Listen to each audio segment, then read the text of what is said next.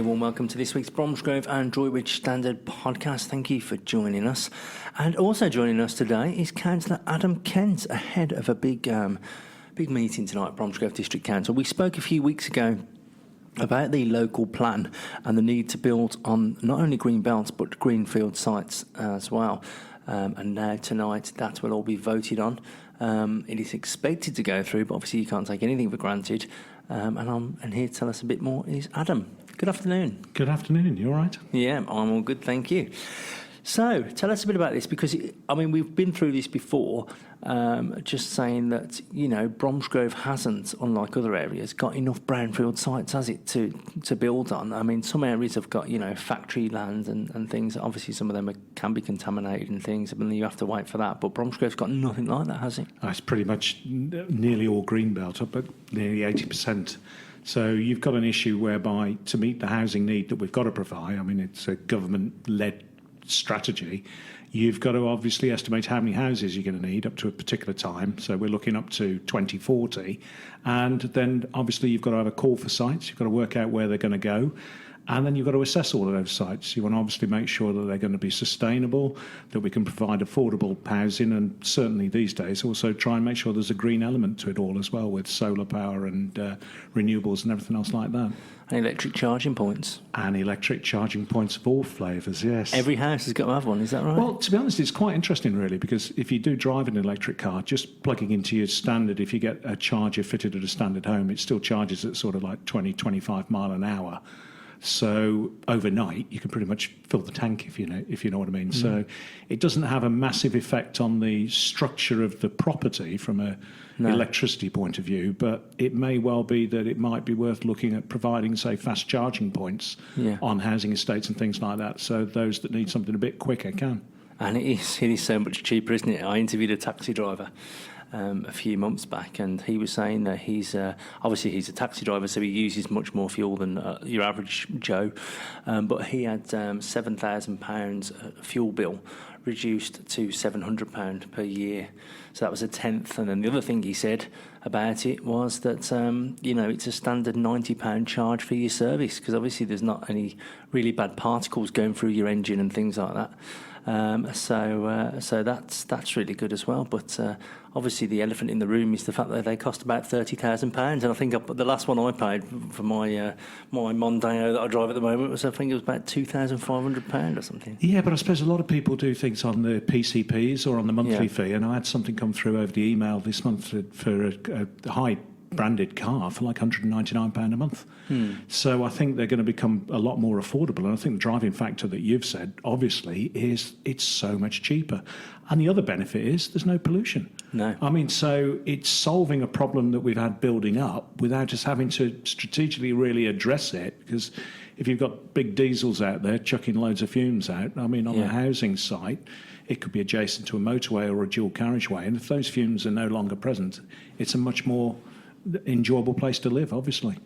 Yeah, going back, because we digress, but going back to Bromsgrove, we have got a lot of those kind of roads, haven't we, with the A38 and the M5 and the M42 and those kind of things. So obviously it's inevitable that houses will be built around those areas. So according to the calculations using the government's designated formula, the number of homes being built will need to be at least 6,443, meaning 379 will have to be constructed every year up till 2040. Now, the call for sites we've got. So tell us a bit about this. What you want is you want landowners to come forward if they've got a patch of land, or if they've got a business. We've seen with some sites in Bromsgrove, if they've got a business that's no longer viable, they could have that bulldozed and have it replaced with housing. Well, it might be that a business is relocating, so that's a good point. Obviously, if we've got brownfield land, we want to use it. We really do. We want to make the best use of what we've got. There might be somewhat increase in density in the town centres and the other centres, but really that is the crux of it. It's a call for sites, and basically what it is at this stage we ask people to submit sites that they believe will be useful for housing, and then they're weighted when they come in as to sustainability and suitability to then obviously prioritise specific sites that are potentially going to be used for development in the future. And what kind of criteria will you be looking at to deem one of the sites suitable for housing. Well, as part of the pack for the meeting tonight, and it's downloadable on the internet, they've got all of the areas are listed and then they're weighted in terms of the type of characteristics that are there. So there's no point in putting a site forward, for example, that has no access to the roads, is nowhere near a doctor's, hasn't got a school with vacancies available and hasn't got any shops there. I mean, what we're looking for things that are going to have the minimal impact on the people that live in the Bromsgrove district. And I think a lot of the time people think of this as Bromsgrove centric, and it's not. Bromsgrove district is a big, wide area. Bromsgrove is a town in the corner of it, but there are a lot of other areas out there, and each of those areas has their own identity, really. Bromsgrove is a very weird district, isn't it? Because, I live in South Birmingham, and sometimes we'll go to Halesowen or something, and then there's, down by there towards Romsley and Bell Broughton and things, and you'll turn a corner and it'll suddenly say, welcome to Bromsgrove District, and then all of a sudden you'll be out of it again and you'll be into a different area. Yeah, and that's one of the key things. Obviously, in the north of the district, you've got very close proximity to Birmingham, and then on the east side, you've got Solihull and whatever. So, one of the things that we want to try and do as well is build the employment up in Bromsgrove, so that we're actually getting people able to find jobs and work in Bromsgrove rather than always leaving Bromsgrove to be somewhere else. We don't want it to be a commuter town to other areas, and that's something that really we're going to look at very closely to try and make sure we've got good quality, high-paid jobs in our district. Well, that's the difference, isn't it? Because, I know previously I spoke to previous leaders of Bromsgrove District Council who were happy for Bromsgrove to be a community town. And, that was part of the reason for the new station, wasn't it? Bromsgrove and the West Midlands, he's got the biggest rail footfall anywhere else in the United Kingdom.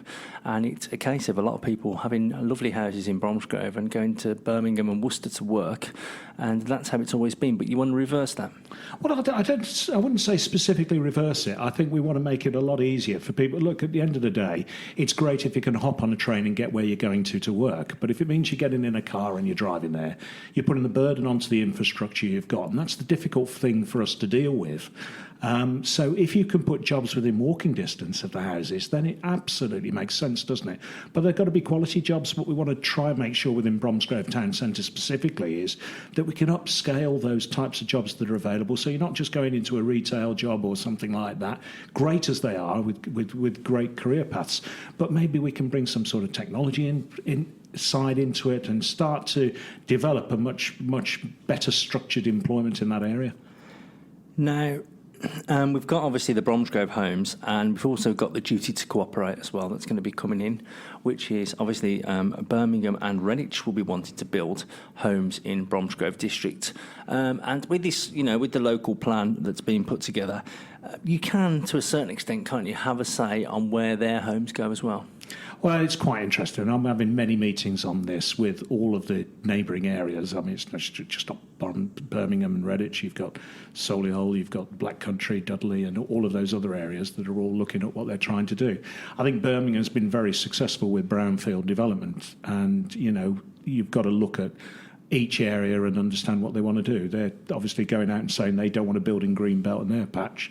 So you can bet your bottom dollar we're going to be defending our part very, very strongly in terms of what we're doing. And I think you've got to be very careful in the numbers that you look at and what you're there. But we're lobbying Bromsgrove's case as hard as we possibly can. Well, Birmingham's vying to be the UK's #1 and first tree city. Did you know that? That's tremendous. It is. It might not be so tremendous if you've got to fend off loads of incoming applications. So you've got that. We've got that tonight. There is going to be, obviously, there's a Conservative majority in the council, so this will be voted on tonight. I could say we're pretty, if the numbers go with you, then it's expected to be voted through. And then the call for sites will begin on Monday, won't it? That's right. But I would say we've been running a very open strategic planning group it's a cross-party group. So everybody's been able to ask questions and submit into this. There were over 3,500 representations on the initial options document. So, at the end of the day, I think it's accepted by all parties that we've got to build houses for our residents. You've got to be able to move somewhere when you're young, and you need somewhere to downsize to when you're older. So I think really, I'm very hopeful it'll go through But this is just the very start of the process. There's consultation for 6 weeks as well as the call for sites. So if anybody's got anything they want to put across or get a point across, there's plenty of time to do it. And again, that starts on the same date as the call for sites. So we've received an email, as you'd imagine, with from the independent councillors representing Alvechurch, Barnt Green, Hagley, Wythall, and they're calling for the call for sites to be suspended. But that's the stance they'll be taking tonight, which you could have probably predicted, or I don't know. They say the primary purpose for the call for sites is to meet Bromsgrove's own housing assessment, but included in the assessment will be to gauge the extent of the green belt that might be required for overspill from Birmingham and the West Midlands conurbation. We don't believe the people of Bromsgrove realise the full impact upon the green belt that this call for sites will have, especially when factoring the demand from neighbouring authorities for housing and economic development. So what would you say to that? I'd say that's quite interesting, because obviously all of these people have been attending the strategic planning group and never said a word. So it seems quite interesting that they want to put it before a council meeting in the full blaze of the press or whatever else. But we've got a very open consultation process in what we're doing. So from my point of view, we've got a statutory duty to do this review with the government numbers and everything else that we put forward. So I'm confident that we'll be able to get this to move forward, because at the end of the day, it's to benefit the residents of Bromsgrove District. You can't just kick this can down the road. It will create an awful lot more problems if we don't deal with this now. And at the end of the day, the process is running over a number of years. It's not something that's going to be finished in the next 5 minutes. So it's probably going to take 2, 3, 4 years to get this to completion. There's plenty of time for consultation. We have regular meetings. It's just a shame that probably somebody's trying to make a bit of political capital out of it. Okay. So they've had their say. They've been able to talk to you. And there will be time as well from Monday. People can have their say in the consultation then, can't they? Yeah, they can. And the point you made earlier, I think you mentioned the 379 houses that we've got to build per year. The figure at the moment is 368. It's an extra 10 from what we're doing now. I mean, the trouble is the number looks huge because you're setting it out to 2040. But you were saying we've got to build 379. Well, at the moment, we've got to build 368. Those are current targets. One a day. Yeah. So, and what's that? An extra 11 to what we're currently doing. So I know the numbers make people think, oh, gosh, what are we going to do? But at the end of the day, it's pretty much steady as we go, and it's the same as we currently are. So just to make it clear then, once you've got the call for sites, the council it'll be officers when you're analysing the best sites, will it? Yeah, there's clear weighting and guidance that you've got to do to work out what is suitable. Some of the factors that I've mentioned earlier are absolutely critical. Access to infrastructure, schools, GPs, shops, all of those things, and impact on other local areas. There's key rules about not bringing two developments together, do you know what I mean, to create one big, large area. And that all of those things will be weighted and assessed accordingly. So hopefully what you'll have is a list of the most suitable sites eventually. So once the report comes out, then look, I know we're looking way in the future, but people will want to know. When we're looking in the future and there'll be a report compiled and the sites will be listed, will it be done like in an order of preference? I think really at the end of the day, what you're looking at, we're looking for sites up to 2040, and probably obviously, if we were being sensible, we'll be looking beyond that as well. So when you're doing an exercise of this nature, you put everything into the pot, and then yes, you would basically rank them in terms of suitability, and then that would be the way that they're actually administered in future. And are the public able to have their say? I mean, I know at the moment, we're a country that's, constantly talking about referendums and votes and things. Will the people be able to have their say once that list is out? Oh, of course you will. I mean, at the end of the day, just because it's on the list doesn't mean it's got planning permission. There's a huge procedure all the way through, really. So I think, yes, certainly all the way through. This is a living document. As you go through, things will change, circumstances will change, the economy will change. So you've got to keep adjusting all the time, all the way through. So yes, there'll always be the ability for the public to come back with their views, and they will be properly recorded and checked.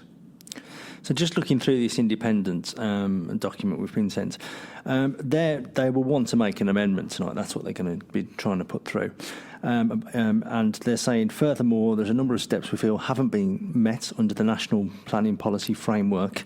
They say they want the Cabinet's recommendation from Cabinet, they want to suspend the call for sites and complete a statement of common ground with Redditch, Wychhaven and Wythall Forest. As a district, we have enough land availability for our needs under the current plan, including a site at Fox Lydiates. So...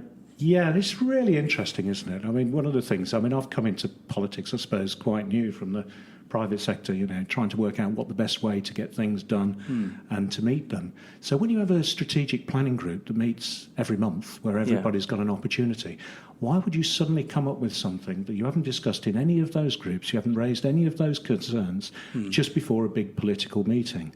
So from my point of view, obviously I'm disappointed they've done that, not raised it through the proper channels. But at the end of the day, if you kick this can down the road, it doesn't come without a huge set of problems. No. Yeah, and we have to deal with this now. Now, all the duty to cooperate, we're talking to all of these people. I've had a meeting today to talk about our approach with Solihull. I've got a meeting with them in the next couple of weeks. We're talking to everybody all the time. Our plan is to 2040. Some of these other areas have got plans to 2025, 2030. etc. We're looking further down the line. So you've got to look at all of the aspects, really. You can't expect everybody to do their plan at well, that would be lovely, wouldn't it? No. If everybody was going to do it all at the same time. Yeah. And we had one big meeting in January and we all sat there and decided what we're going to do. But it doesn't work like that. You've got different areas, different responsibilities and different timescales. So I think that's just trying to make political capital. And I suppose you could really argue as well, you could argue that, you'd have Bromsgrove with Redditch, and then Bromsgrove with Kidderminster, and then Kidderminster with Birmingham, and then Birmingham's got to ask the Black Country, and in the end, Redditch will have to talk to Solihull, and Birmingham, we've got to talk to Redditch. Where do you go with this? I mean, seriously, it's an area of common sense, but what you've got to understand all the way through, each of these sites has still got to get planning permission. Yeah, and I suppose at the end of the day, the message is to make sure the council's got the most control it has got available to it with this local plan, so it can determine what type of housing it wants, where it wants it, and when it wants it built. I mean, people are crying out for affordable homes. Part of what we're doing when we're doing greenfield sites is 40% of those homes have to be affordable. And this is getting people off the waiting lists. To kick this down the road is depriving somebody who is on a waiting list now of a home. I think it's grossly irresponsible. Do you think that Bromsgrove's got to be stricter on that as well? Because I've been in planning meetings as you probably have as well, where they, the developers will say, oh no, that's not viable, we'll give you 25%, or we'll build you some more affordable housing, but not on that site, we'll build it over here and stuff.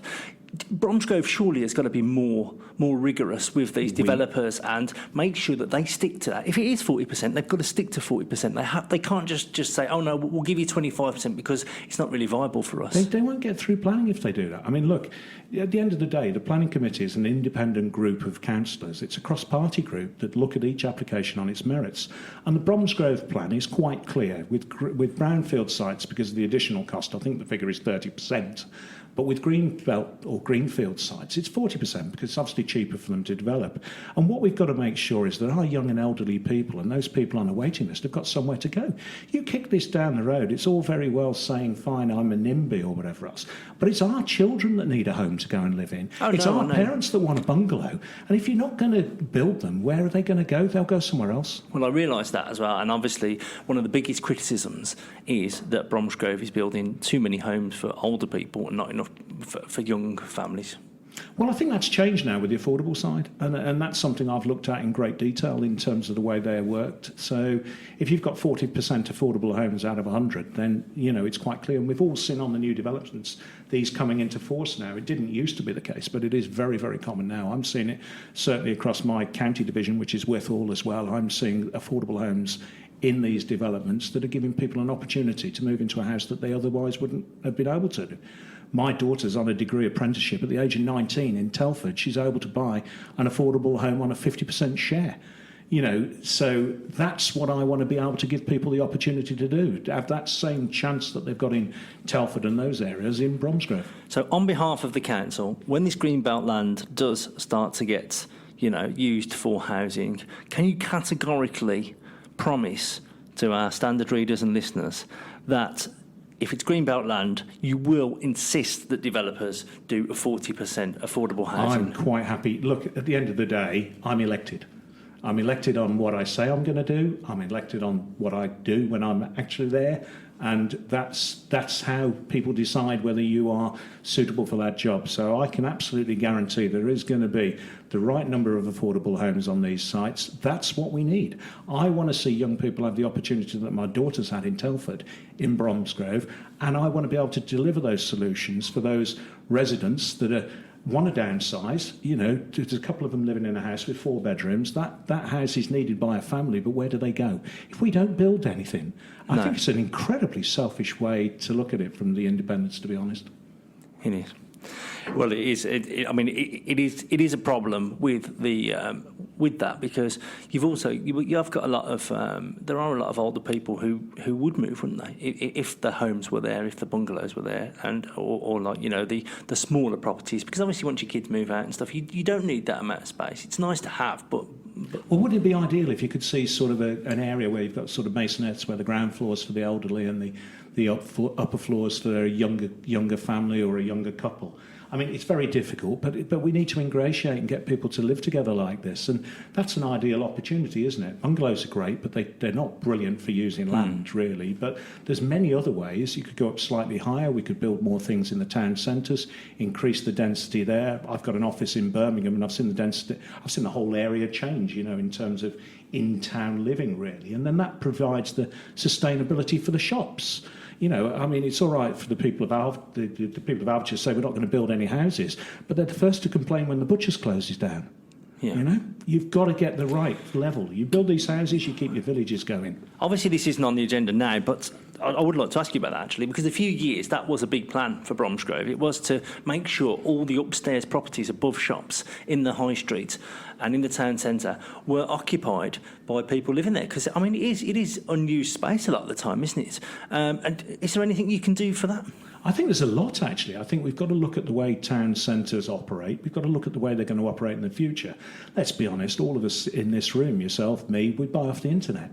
We get it delivered in a 2-hour time slot at home. The nature of the high street has changed, and I can see it probably changing to a more niche and cottage type industry where you've got small local people able to take on a shop where they've got business and rates relief, and maybe they do live above it. What a great place. You want to open a small niche butchers or whatever, and you can live in a flat and young people can start a business in that way. And I think I'd like to see that, really, and perhaps some of those shops could be converted back into residential within the town centres, because then you're providing more customers for the shops that are left. Well, also as well, people with mobility problems would be better off in the high street, because they'll have everything on their doorstep. Absolutely. So from my point of view, I'd love to see this done with the high street. I think at the end of the day, you can't keep progress back. We're constantly seeing change in technology and everything that changes the way that we live and work, and you can be in denial for these things, but at the end of the day we need some change in the high street. And I think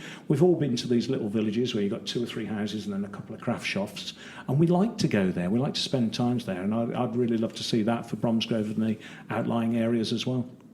I think you need to go and speak to your officers about that high street plan. In the meantime, we're going to... thanks for coming in today. Will you hang around to talk about some news stories with us? Yeah, sure, no problem. OK. But first, let's have a look at Droitwich, because on Monday, Droitwich Town Council held its meeting, and it was quite a packed agenda, to be honest. I think there was about 18 items on there, which is not normally the level that you get. And one of the things on the agenda was the Droitwich becoming a dementia-friendly town. So we were there on a Monday, and if you remember, about 2 years ago, there was a big vote on this very issue, and it was kind of turned down with the town council actually requesting more information. But there was a different story this time, and it did go through. And afterwards, I caught up with Peter Pinfield, who is a representative of the Patients Participation Group for the Droitwich Doctors Surgeries. You're listening to the Bromsgrove Standard Podcast because you have impeccable taste. With me, I have Peter Pinfield from the Patients and Users of Droitwich Spa Surgeries. Now, we've had a good result tonight, Peter. We've had a unanimous vote on Droitwich Spa becoming a dementia-friendly town. Tell us a bit about it. It is a fundamental decision. It's a real good news for dementia sufferers, dementia carers. It needs the town council to be behind it as a philosophy and support what we're trying to do in the next 12 months. So it's been a real good result. We were disappointed a few years back when it wasn't accepted, but now tonight, different mood, different commitment. I'm really pleased that the town have come behind this initiative. Now, we don't want to dwell on it too much the last time, but it did seem like, an obvious thing to go for, because you wouldn't say like you were, not another illness friendly town, but it just did stick in the throat back then, didn't it? But now it seems like second time round we've got the right result. The number of people and organisations in Droitwich who approached me after that and said, why are the councillors not doing this? Why aren't they supporting it? But to be fair, we have a different set of councillors on the town council now, a different approach, a different philosophy, and tonight they proved to be supportive of this very important subject. And tell us a bit about a dementia-friendly town and what that means, because I mean, obviously, you won't need much financial support or any financial support from the council, but it's about making little changes, isn't it, to make a big difference to the people's lives who it matters to. It is. Basically, what we're going to ask are the community of Droitwich, whether it be a business, the Lido, the post office, the voluntary shops, sporting organisations, to accept in the way they conduct their business, that anyone who approaches them that has an issue that's regarding dementia or caring for dementia, they will be listened to. And hopefully, if they want to, because this is confidential as well, we would offer them the help and support from the NHS. That's the most important thing we want to get for this. We want more people that have been suffering in silence regarding dementia to get that support.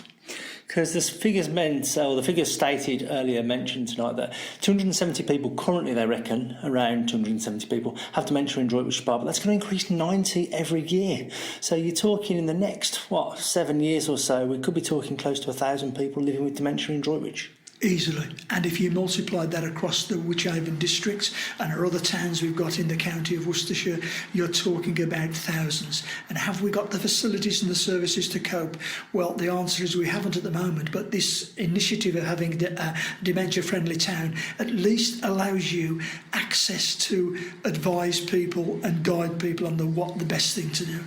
I think that was the confusing thing last time, because Droitwich has a groundbreaking dementia meeting centre that it was trialled. It was a Dutch method. It had never been used before in the UK. Droitwich was the first place in Great Britain for this to be used, and it's been successful. And now recently we've had the funding put in place to safeguard that for the next 4 years. So on the one hand it had that, and then on the other hand it wasn't going to become a dementia-friendly town. It just didn't add up. It was a bit bizarre, wasn't it, really, in terms of the decision. But of course the centre, just the practicality, the centre at the moment, which is, as I said, one of the best in the country, if not in Europe, actually caters for 15, 20 people. Really good. The numbers in the next 10 years could go to 40 to 50 people. So they've got to have different resources. We've got to tackle this problem collectively together. Give people information, give people support so that we can help them in a very difficult disease. And on the ground, though, looking out around the town centre, like you say, all the different organisations, I suppose one of the things will be training staff, won't it? Because it's probably only simple training for 1 or 2 members of staff of each organisation, like each bank or each supermarket. But then when a person who comes in who's got dementia, it'll be a case of that person dealing with them, and because they'll know how to deal with them and how to approach them. And I think that's half the battle, isn't it? The organisation behind giving this professional and caring support and training is the Alzheimer's Society. They're the ones who are fronting all the dementia-friendly towns in the country. So they're going to provide us and help us with the training. So as you quite rightly said, in each one of the community organisations, be it a shop, be it a sporting organisation, we will offer training, support, leaflets. So if they come across anything that they think resembles dementia or a carer and doesn't know what to do, they will have the information to pass that on to the NHS so that we can give those people the support. And not only that, they'll be able to deal with them actually while at the time they're in the shop or at the time they're in there, because obviously you need not kid gloves, because I don't want to belittle it, but you know what I mean. You might have to deal differently with someone with dementia than you would, say, a person who hasn't got it. That is the trick. All of us that have been trained in dementia awareness know that there are certain very basic things that you can do to help and deal appropriately with anybody with dementia. But to do that, you've got to have training, and this is what a dementia-friendly town will do, provide everybody with that concept. So, if everybody's listening then, so any community organisations, any sports clubs, any bank managers or employees or supermarkets or independent shops, what would your message be about this Dementia Friendly Town initiative? Contact the NHS, contact any one of the patient groups at the practices we've got. Go to the reception, say, I'm interested in helping with the Dementia Friendly Town. Give us the name, give us the contact, come and join us. And from the few of us that are starting this, we could end up with dozens representing the town. And that's what we want, really. We want a lot of people doing a little rather than the little people doing a lot. Definitely. Thank you, Peter. Great news there that Droitwich is on its way to becoming a dementia-friendly town. Bromsgrove also is on its way to becoming a dementia-friendly town as well. And I believe, Adam, that Wythall is already. Yeah, Wythall's got a great dementia-friendly aspect to it. They run regular events at the village hall. I think it's every other Wednesday now, and it's really well attended and growing. And from that, even my partner's become a dementia volunteer as well. And the thing is, it's an issue that's not going away. If anything, it's going to get worse as the drugs get better and we live longer. It's going to be more. And I think we've. You know, like the Droitwich statistics, for example, like 270 people in Droitwich at the moment living with dementia, and that's going to increase on 90 per year, as we heard. So it is going to get worse. Yeah, I mean, obviously it's a thing, we're living longer, but with different problems, really. But I think what's great about these dementia-friendly villages and towns is that it's getting the community involved, it's getting local people. Somebody 3 doors down can help. Do you know what I mean? And it's educating people along the way, because there is a certain approach you have to take with dementia. Well, it is, yeah. It's very varied. Different people have different problems, and I mean, at the end of the day, it's not one solution for all. But I think getting the community involved, I mean, it's not just dementia, is it? No. It's all sorts of other aspects as well. But it's starting to get that let's help each other environment in place. And that's what we need. We need to get back to that. We need to. You always see them statistics these days about people, like, you know, only 1 in 5 people know their neighbours, whereas like back in the 80s and 70s and stuff, it was probably like 4 in 5, wasn't it? Yeah, and I don't know whether you do. I love looking at pictures of the old Birmingham and things like that and looking at it. And you look at some of the streets that now, if you walk down them now, they're probably full of litter and everything. And these are in not particularly affluent areas. And when you look at the old pictures, the hedges were absolutely perfect, the gardens were absolutely beautiful.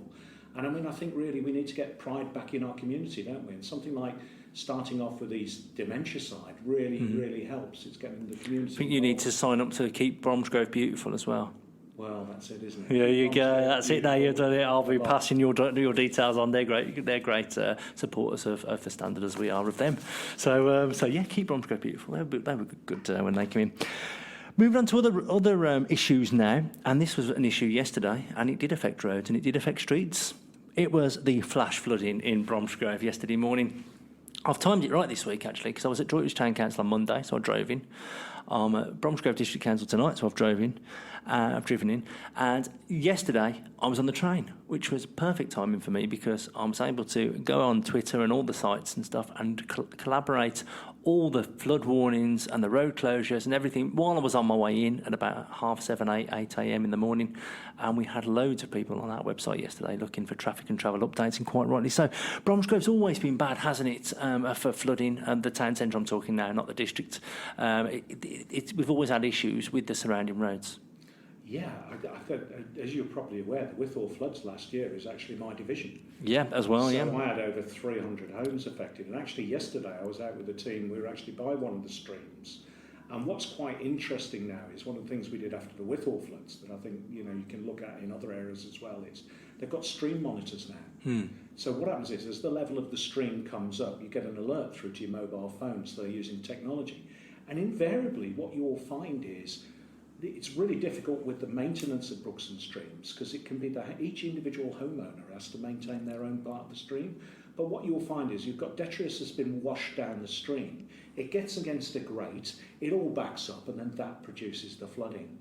So things like using technology in that way is ideal for it, really. But I think it's the storms that we're getting now seem to be more tropical in nature than they used to be. So you're getting a lot heavier rain in a lot shorter period. And certainly what I'm seeing is once the rain stops, it goes away all right. It's just that initial rush. It's the equivalent of tipping a bucket of water into a sink with a small plug hole, isn't it? Well, by the very nature that we didn't actually hear anything about Wythall yesterday, I think that shows that whatever work was done has actually paid off.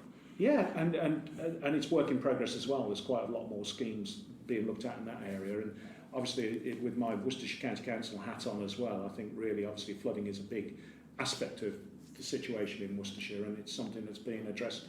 And I think they do a really good job. I mean, I cannot fault the help we had in Wythall last year was just unbelievable. But you think, I look after, I think as a county councillor, something like 3,500 houses. 300, over 300 were flooded internally. And what devastated me more than anything is those elderly people, and ironically, coming back to what we were talking about earlier with the housing side, have been forced out of their houses at the age of 75 or 80, and they have nowhere local to go because we haven't got the housing in that area. So unfortunately, a lot ended up in care, and they may not ever come back to their homes. So it has a major effect on everybody, really. But I think really, we're very much on board, and those flood monitors give you an alert, so you can get people on site straight away, rather than having to deal with the event after it's happened. As long as you don't put the Courtleight's Brook Looker out of a job as well, that's the thing. But no, it happened so quickly. Well, I say it happened so quickly. Obviously, it was torrential rain overnight, and there was thunderstorms and everything else. The Kidderminster Road outside Sanders Park, always a bad one. That was badly flooded. Perryfields Road, vehicles were stuck in floodwater near Bromsgrove Rugby Club in Pinfield. And going across the border, obviously we cover bits of South Birmingham as well. Longbridge Lane in Longbridge was stricken. There's some pictures on the news of that, actually. That was quite bad by the railway station there.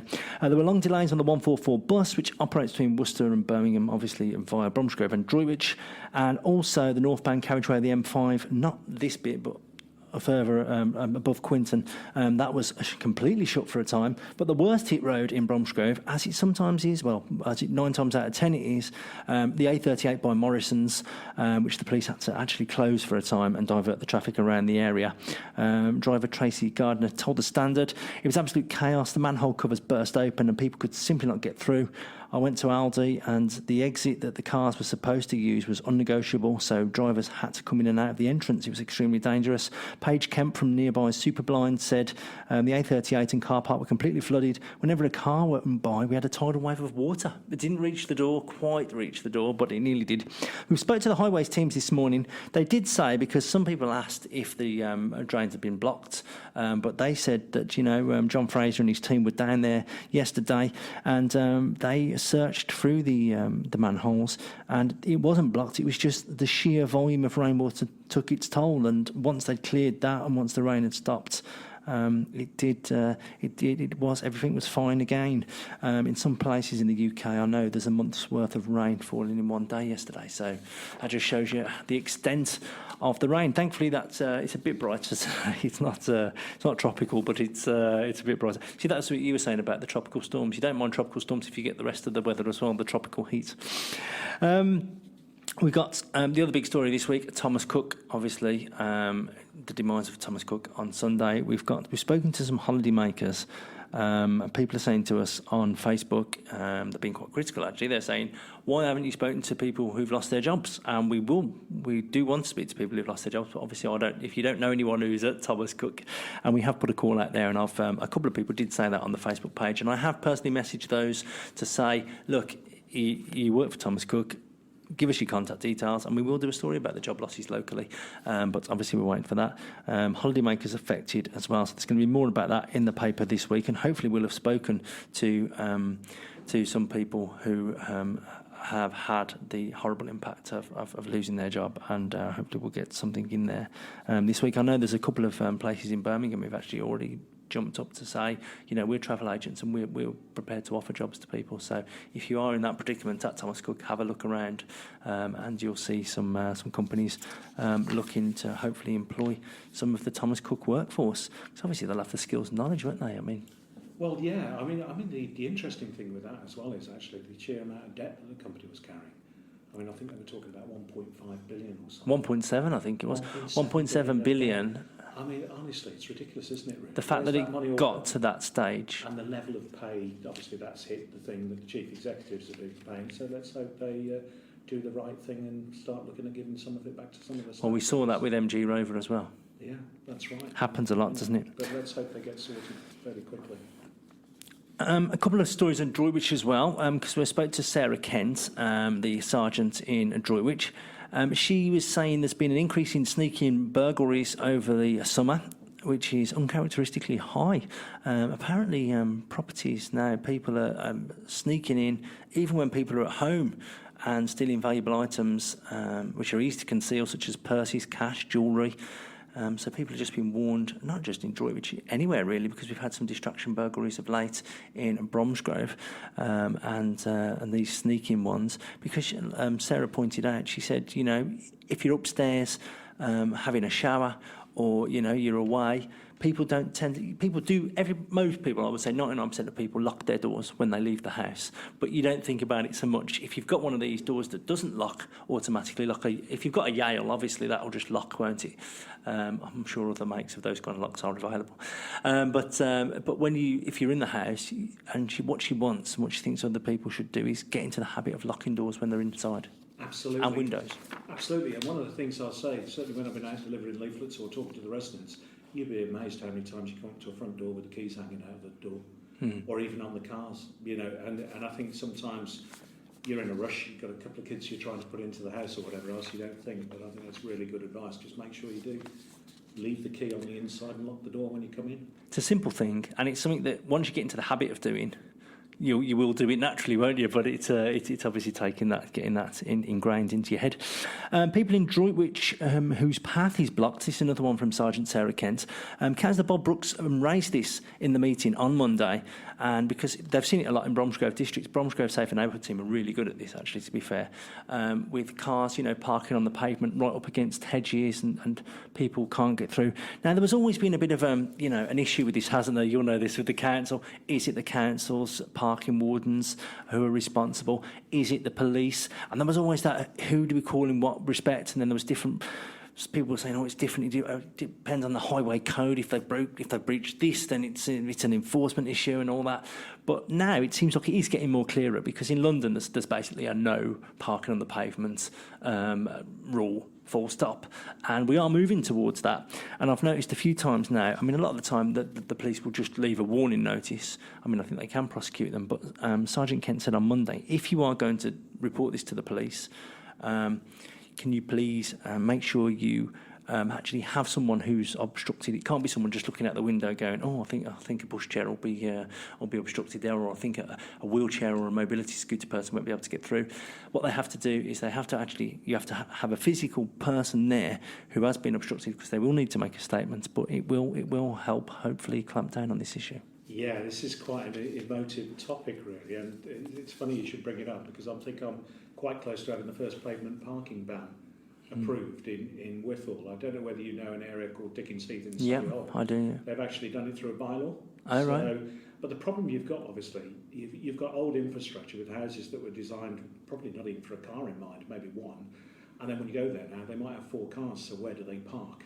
So I think the key thing is, if you had a blanket ban across the area, it would inconvenience as many people as it solves. So I think you've got to look at local areas. Now, I've got a specific problem outside a school and surrounding areas where you've got people that are disabled that can't navigate those pathways. So I think really we can probably try it as a pilot. I think it's the first one in Worcestershire. And if it comes off, then it could be a recipe for solving the problem elsewhere. But some people have got very narrow roads, and it's very difficult to deal with it. And it creates quite a big problem for Worcestershire County Council as well, because the pavements aren't designed to carry the weight of a van. No. So when you see your poor quality of pavement or whatever else, invariably it's because somebody's been parking an Arctic on it. But I think a lot of the time it is down to common sense, isn't it? I mean, there are roads, even when the road is wide enough and the pavement's wide enough, but people will still park more or less all on the pavement, right next up close to the hedge. It's illegal, it's irresponsible, and it's dangerous. And there will be times when the road's too narrow and the pavement's too narrow, but I think on a lot of them, if you look at them, that there is space to get a car and a mobility scooter or a pushchair through. I think you're dead right. I mean, I honestly, you walk around sometimes, you see a really wide road and somebody's parked on a pavement. And I think it's just a habit they've got into. It's a bit like leaving the door unlocked, isn't it, really? I mean, what you've got to think is, do I really need to put this car on the pavement here? Because the other thing that happens, particularly in areas where you've got speeding, if you do park the car fully on the road, it acts like a traffic calming. So it does slow the we traffic. had a letter explaining that very thing in Droitwich, because they were saying that there's a lot of speeding motorists, and then they were complaining about people from the station. I know that is an issue in Droitwich, because especially with bringing the railway station car parking charges in now, there was some people complaining, and a lady actually wrote in to say it actually does act as a traffic calming measure, because people can't speed when there's parked cars.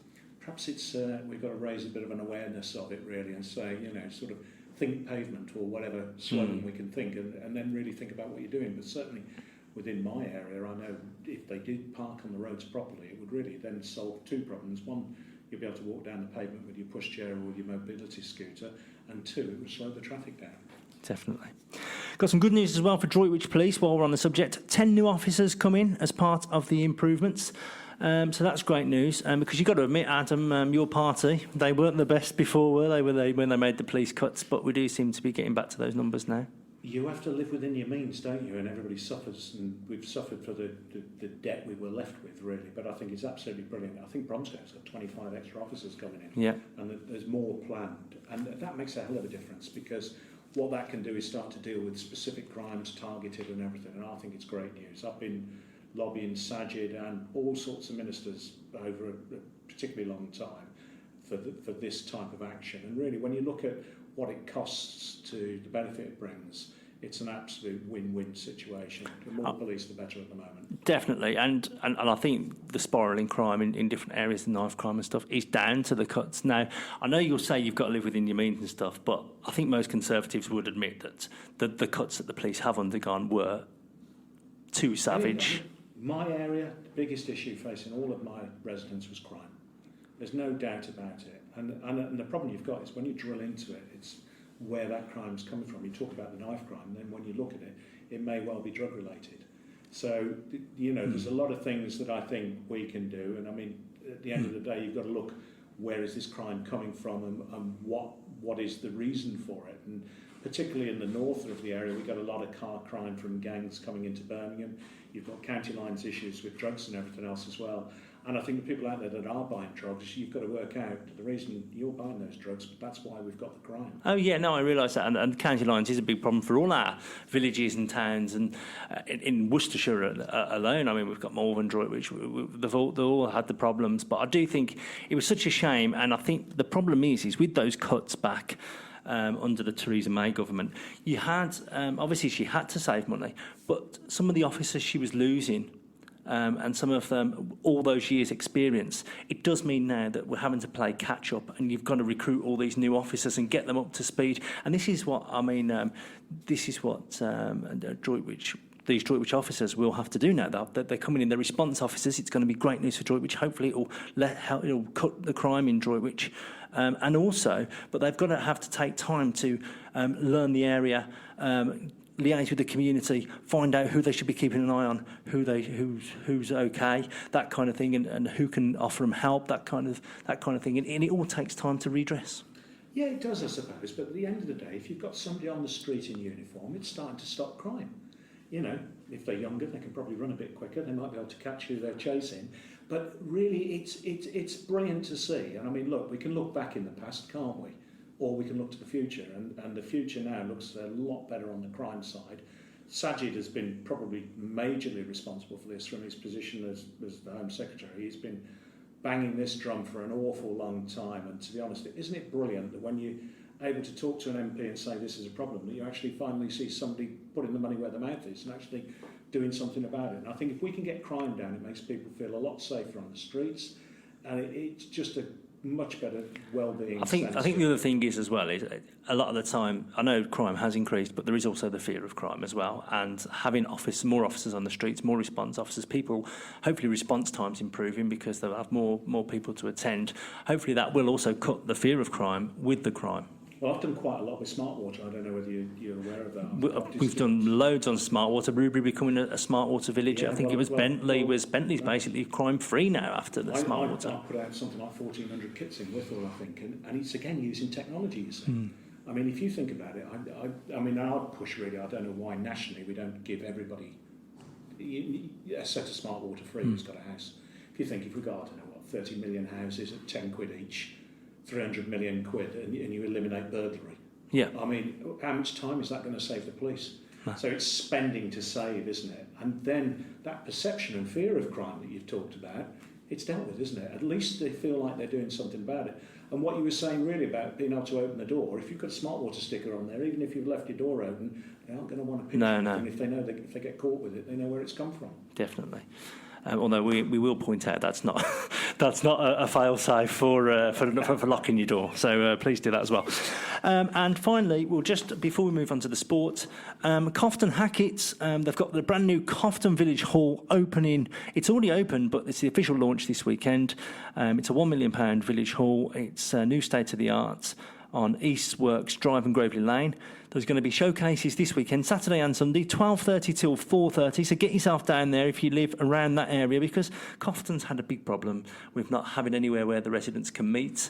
So now this is all going to be addressed. This new Cofton Hall, it's a 4,500 square foot building. You've got a kitchen, a hall, an office, a meeting room, a community room, sheltered outdoor activity area. And it's part of St Modwen's ongoing regeneration of the former Longbridge site. It's a vital asset for the community. They want to hear from people as well, people who are wanting to get involved. Obviously, they'll be taking bookings if you want to set up a community activity there, the meetings, you name it. They're also looking for people they still need some funds as well for it. So if you're interested in fundraising, the organisers want to hear from you. You can email info@coftonvillagehall.org for more information, or if you want to donate to the cause, gofundme.com/Cofton Village Hall. But don't worry if you didn't see those, because all this story is on our website and will be in the paper this week, so you can get all the information there. Quickly moving on to sport, Bromsgrove Sporting return to league action at the Victoria Ground on Saturday, 3 p.m. They'll be playing Needham Market. Now, they weren't in action last week, so they've had a bit of a break. So they should be nice and fresh and hopefully going to win. They so far have not won at home in the league, so come on, you Rouslers, you make sure you get 3 points on Saturday. Sporting are currently 14th in the league, and Needham Market, the visitors, are 16th. Needham have got 8 points, Bromsgrove 9, and sandwiched in between the two is Redditch United. So Bromsgrove above Redditch United. That's how we want it to stay in the league. So come on, Bromsgrove. A nice 3 points on Saturday afternoon. Give all those fans that you get every week something to cheer about. Droitwich Spar FC, they drew 1-1 with Wren's Nest away from home. So that's a decent result. They went 1-0 down after 50 minutes. They were looking a bit lacklustre, judging by the reports. But then Jack Davies was brought on, the substitute. He spurred them into life. And Rudd's through ball fell to Tilbury, who slotted home for the equaliser. Droitwich are currently 7th in the division on 7 points, 8 points off top spot, but with 2 games in hand, so they can narrow that gap a little bit. But they've got an interesting one this weekend. They've got Smedley Crook Cup action with Kidderminster Harriers. They're away to the Kidderminster Harriers under-21s. So Droitwich are there at 3 p.m, so enjoy the day out if you are travelling from Droitwich to watch them. And indeed, if you're going down the Victoria Ground. Good luck to Bromsgrove and Droitwich this weekend, and we'll let you know how they got on next week. Thank you for joining us, Adam. Thank you very much for having me. Remember, if you want daily updates, you can follow us on Facebook, Twitter and Instagram. Facebook and Twitter, all our stories go onto our pages, so you can get updates throughout the day. Obviously, they go to our websites, droitwichstandard.co.uk and bromsgrovestandard.co.uk. You can email us, message us on social media. There really is no reason why you can't get in touch with us. So if you've heard anything on this podcast, read anything in the paper, read anything on our websites, then please do get in touch and let us know. Or if you have any ideas or you want to come on, please let us know. In the meantime, have a great week. Hopefully we've seen the worst of the rain and we're going to get glorious autumnal sunshine for the rest. We'll reconvene at the same time next week. In the meantime, have a good one.